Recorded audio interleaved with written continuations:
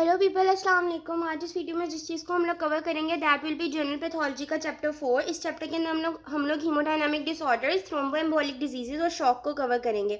इस चैप्टर को शुरू करते हैं। सबसे पहले जो चीज़ हम लोगों ने इस चैप्टर में करनी है दैट विल बी हीमोस्टेसिस की डेफिनेशन। अदर देन दैट आपको थ्रोम्बोसिस, एम्बोलिज्म और इन्फेक्शन के बारे में पता होना चाहिए। फिर हमारे पास जो टॉपिक आता है that is oedema and effusion. Oedema और इफ्यूजन दोनों की डेफिनेशन बहुत ज़्यादा इंपॉर्टेंट है। इस सारे पैराग्राफ को आपने अच्छे से रीड कर लेना है। इससे आपको ये पता चलेगा कि ऐसे कौन से फैक्टर्स हैं जो हमारे पास एडिमा कॉज करवाते हैं, यानी कि किन चीज़ों की वजह से एडिमा अक्कर हो सकता है। उनकी डिटेल्स आगे फर्दर बताई हुई है। उसके लिए आप लोगों ने जो है वो ये वाला पूरा पैराग्राफ, ये वाला पूरा पेज जो है वो रीड कर लेना है। इससे आपका कॉन्सेप्ट बन जाएगा कि एडिमा आखिर होता कैसे है। उसके बाद आपने करना है टेबल 4.1। टेबल 4.1 बहुत ज़्यादा इंपॉर्टेंट है, ठीक है। इससे बहुत ज़्यादा एमसीक्यू पॉइंट्स आते हैं। अगर हम लोग इसके पहले पोर्शन को एज एन एग्जांपल पिक कर लें तो इसमें क्या है कि हमसे ऐसे एमसीक्यू पूछा जा सकता है कि कंजेस्टिव हार्ट फेलियर का जो पेशेंट है उसमें एडिमा किस रीज़न की वजह से होता है, तो वो हमारे पास इंक्रीज हाइड्रोस्टेटिक प्रेशर की वजह से होता है। तो ये इस तरह आपसे जो है वो एमसीक्यू पूछे जा सकते हैं। तो आपने ये टेबल इस तरह याद कर लेना है। फिर उसके बाद आती है फिगर 4.2। फिगर 4.2 यूक्यू है, ये बहुत ज़्यादा इंपॉर्टेंट है। This is the mechanism of oedema के आखिर एडिमा अक्कर कैसे होता है, यानी कि वो डेवलप कैसे होता है, और डिफरेंट डिजीजेज में कौन कौन से प्रोसेसेस की वजह से जो है वो एडिमा अक्कर होता है। अब इसका क्वेश्चन जो है वो ऐसे ओवरऑल भी पूछा जा सकता है और अलग-अलग भी पूछा जा सकता है। जैसे फॉर एग्जांपल अगर हमारे पास हार्ट फेलियर का पूछना है तो हार्ट फेलियर में आपने ये वाला पूरा एरिया जो है फ्लो चार्ट का वो बनाना है। अगर रीनल फेलियर का पूछ लिया है तो सिर्फ आपने ये वाला एरिया बनाना है।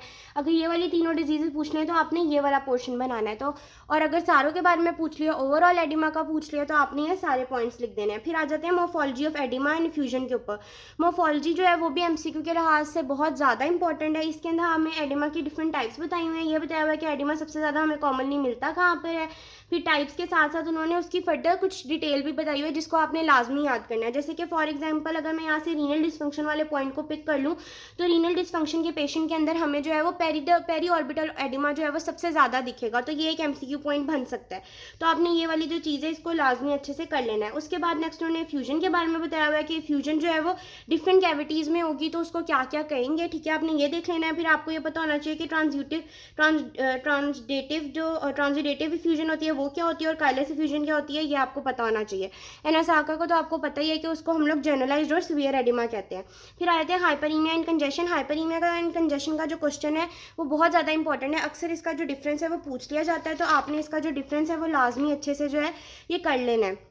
ये बहुत ही ज़्यादा इंपॉर्टेंट यूक्यू है। इसको कवर करने के बाद अगर हम लोग नेक्स्ट आते हैं तो नेक्स्ट हमारे पास जो है वो इसकी मोर्फोलॉजी है। इसकी मोर्फोलॉजी ओवरऑल ही बहुत ज़्यादा इंपॉर्टेंट है, लेकिन इस पूरी मोर्फोलॉजी में जो सबसे ज़्यादा इंपॉर्टेंट पॉइंट है दैट इज़ नटमेग लिवर का पॉइंट। नटमेग लिवर का जो पॉइंट है वो वाइवा, एमसीक्यू, एससीक्यू और यूक्यू और ऑस्पी के लिहाज से बहुत ज़्यादा इंपॉर्टेंट है। ऑस्पी में इसकी ये वाली फिगर बहुत ज़्यादा दी जाती है और पूछा जाता है कि ये क्या है, और फिर फर्दर इसके अकॉर्डिंगली आपसे क्वेश्चन पूछे जाते हैं। नेक्स्ट आ जाते हैं हीमोस्टेसिस और हेमोरेजिक डिसऑर्डर्स वाले टॉपिक पे। इसमें आपको हीमोस्टेसिस की डेफिनेशन आती होनी चाहिए और आपने एक दफ़ा ये सारा रीड कर लेना है। इस सारे को रीड करने के बाद अगर आप सिर्फ फिगर 4.4 ये वाली जो फिगर है इसको कर लें तो आपका हीमोस्टेसिस का टॉपिक कवर हो जाता है। फिर आपको दोबारा ये पूरा रीड करने की ज़रूरत नहीं पड़ेगी। फिर अगर हम लोग आगे आ जाएं तो यहाँ से इस पेज के अंदर जो सबसे ज़्यादा इंपॉर्टेंट चीज़ है, अगर आपने इसको रीड करना है तो गो फॉर इट। पर अगर नहीं भी रीड करना तो इस पूरे पेज में सबसे ज़्यादा इंपॉर्टेंट एमसीक्यूज हैं वो सारे एमसीक्यूज आपको फिगर 4.5 में मिल जाएंगे। वो ये है कि हमारे पास अगर वॉन विलिब्रिन फैक्टर की डेफिशिएंसी हो जाए तो वॉन विलिब्रिन डिजीज़ होती है। अगर GP1B की डेफिशिएंसी हो जाए तो बर्नार्ड सोलियर सिंड्रोम होता है। और अगर GP2B और 3A कॉम्प्लेक्स की हो जाए तो हमारे पास ग्लेंसमैन वाली जो है वो डिजीज़ अक्कर होती है। तो ये वाले कुछ एमसीक्यूज है जिनको आपने कवर कर लेना है। नेक्स्ट हमारे पास है कोएगुलेशन कास्केड। कोएगुलेशन कास्केड जो है वो हम लोगों ने फिजियोलॉजी में ऑलरेडी कवर किया हुआ है और ये पैथोलॉजी में इतनी ज़्यादा इंपॉर्टेंस नहीं रखता है। अगर आपने इसको रीड देना हो तो गो फॉर इट, पर ये इतना इंपॉर्टेंट नहीं है।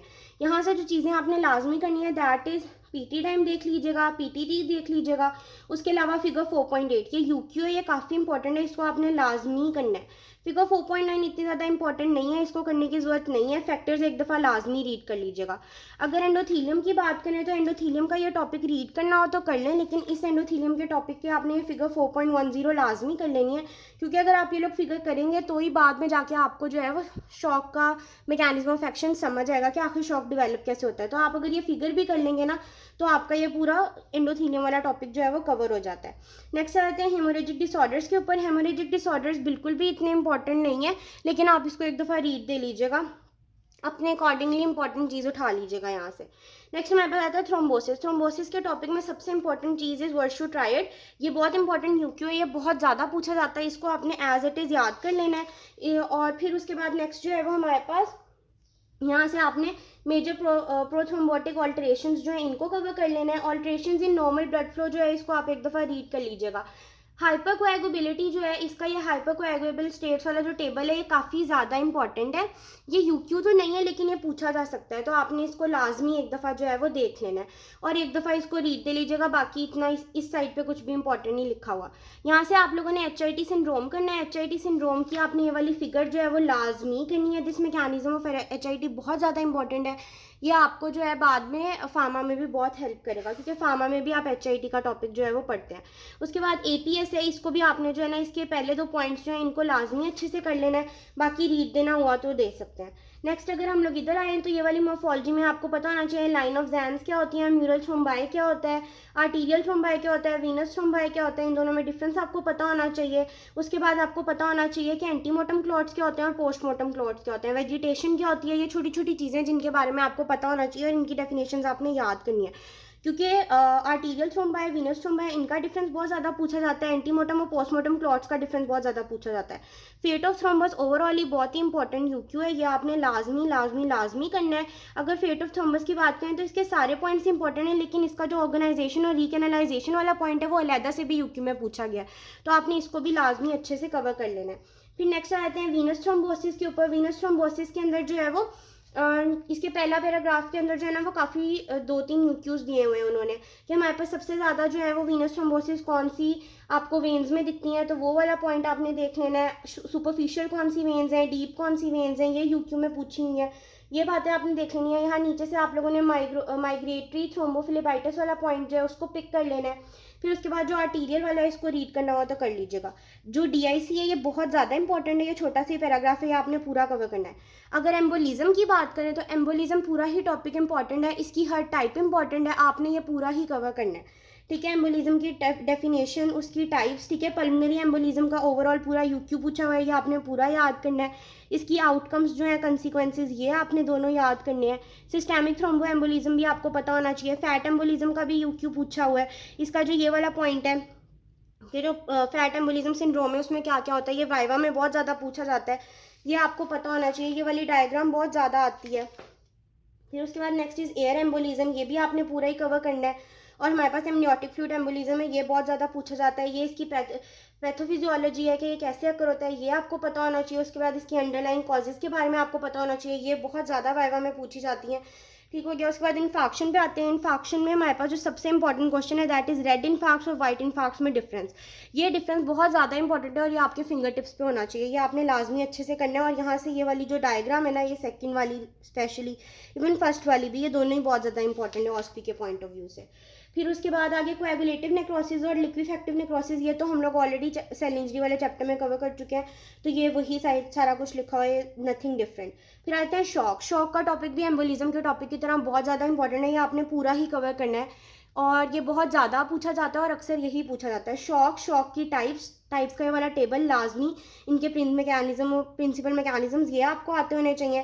पैथोजेनेसिस ऑफ शॉक भी यूक्यू है, ये आपको पूरी आती होनी चाहिए। इसमें से सेप्टिक शॉक की वाली डायग्राम, ये तो बहुत ज़्यादा इंपॉर्टेंट है, ये अक्सर पूछ ली जाती है और ये यूक्यू भी है, आपने ये लाजमी करना है। ठीक है, उसके बाद ये पूरा रीड करना हुआ तो कर लीजिएगा, पर ये करने से आपका कवर हो जाता है। फिर स्टेजेस ऑफ शॉक, ये बहुत ज़्यादा इंपॉर्टेंट है, ये आपको तीनों आती होनी चाहिए, इनको आपने लाजमी कवर करना है। और उसके बाद एट दी एंड आपने जो है वो इसकी पैथोफिजियोलॉजी जो है, मोर्फोलॉजी जो है वो कर लेनी है और आपको शॉक लंग के बारे में भी पता होना चाहिए।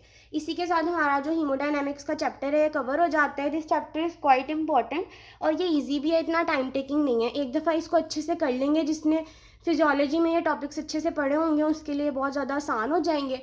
तो होपफुली आपको इस सारी की समझ आ गई होगी। अगर किसी चीज़ की समझ ना आई हो तो do ask me in the comment section. Thank you.